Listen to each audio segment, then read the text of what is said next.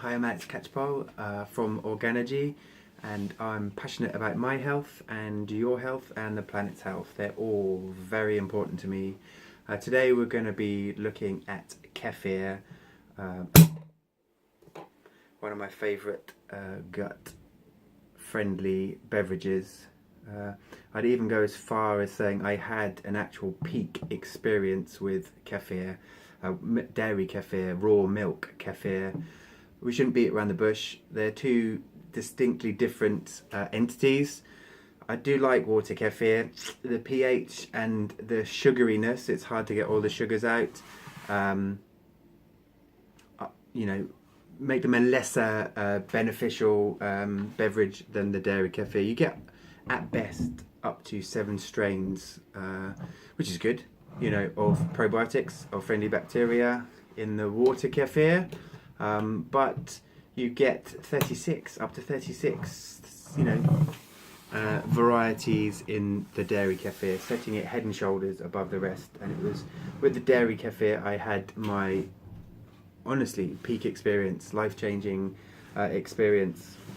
I, funny enough, was on the back of being vegetarian for 8 years and playing around with being raw vegan for a couple when I got interested in kefir and actually biodynamic farming and took a trip to Plaw Hatch Farm. Lucky enough to still be able to use the best milk available in this country, I think by a long way.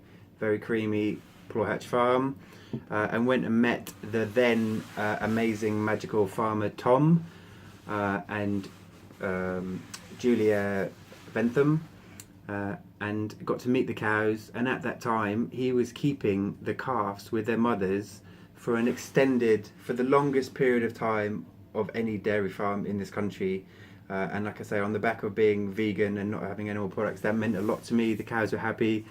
He had put kefir on the menu at Plaw Hatch, and I tried a few mouthfuls, and it was as if I had taken drugs or I had done something. I just switched on. My brain lit up. I don't know if it, well, I know it was a combination of the healthy fats, the probiotics, but it was a peak experience. And I went home and I bought some kefir grains. That's actually a really nice segue. And in the post they sent me what I could only deem was a squiddly piddly amount of kefir. I was devastated. £5 plus postage, and I had this small 5p size. But in retrospect, in hindsight, it's how you need to start. You need to really introduce your body in a slow and steady fashion. So with a small amount of grains, you can only culture a small amount of milk.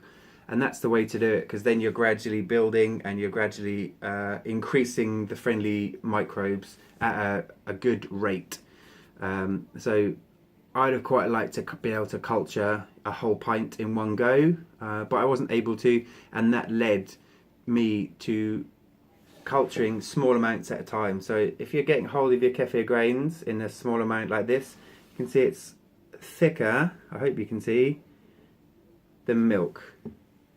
The viscosity, very liquid raw milk, and then the grains have had 3 or 4 days, and it's a lot creamier, a lot richer, and a lot thicker. So you want to start, and if you're going to get one of these little starter grains, you're going to have 10p size cauliflower grain, brain-like looking, I don't know why it's called a grain, it has no resemblance to a grain, but kefir grains. You're going to have a small amount in there, and that's the ideal amount to start with. That way you can only culture small amounts at a time. You're going to want to be using about that much volume of milk to the size of the grains that come in these jars, and over a period of 2 or 3 weeks the grains are gonna increase in size. You can then move up to a larger jar, and as you go increase the milk. So it's going to take you about 3 to 4 months before you're going to be culturing about 500 ml in a 500 ml jar, and at that point you've re-inoculated your microbiome with the right bacteria, so you're going to be able to handle that volume, 500 ml of pretty strong probiotics. If you were to drink that straight off the bat, it wouldn't really do you any favours. I believe you'd go into a healing crisis. It would be too much of the right stuff, isn't necessarily the good thing.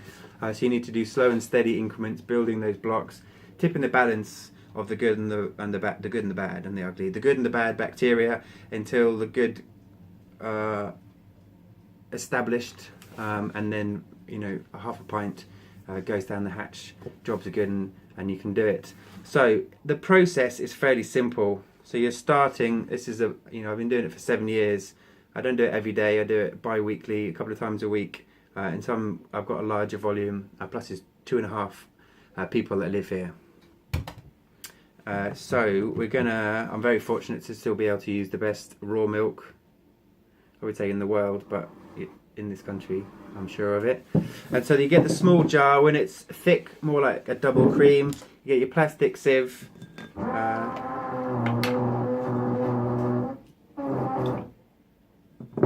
My neighbours never do that. I don't know what's going on. Just straining. Basically, I then wash this out. So I've just put the 4 or 5 day old kefir through my plastic sieve.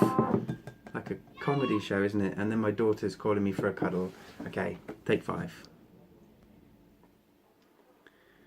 Yeah, so in this weather, 4 or 5 days culturing that volume of milk. Put it through your plastic sieve. Wash this out, and then you have your. You can't really see that so well. Let's move it around because of the light. Hopefully, the angle at some point you'll catch it and you can see those grains.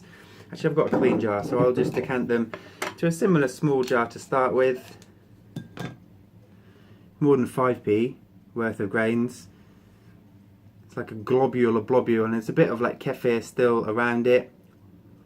Yum, and that's just going to help culture the next lot. You don't want to rinse them, I don't think at all. Definitely not in tap water.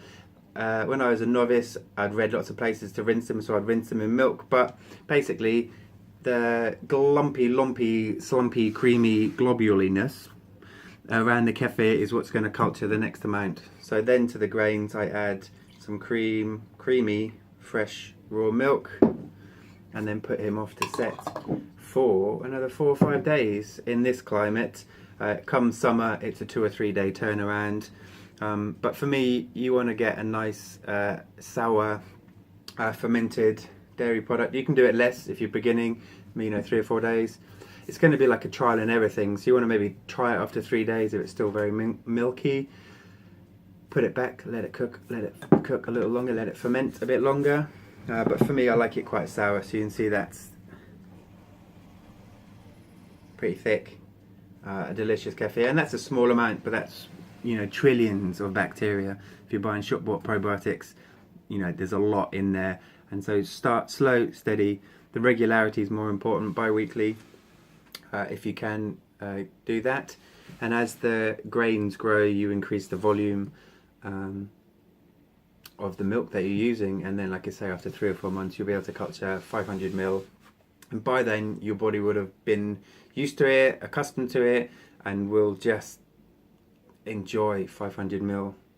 But anyway, for now, starting small is definitely the way forward. Please post any questions, any comments below. This is like a one take wonder, just because I haven't got the time or the editing skills to do more. But I've promised a few people who are getting their hands on these grains that I'll post this little video. If I've had any massive oversights and haven't given you enough information or answered the right questions, please post below.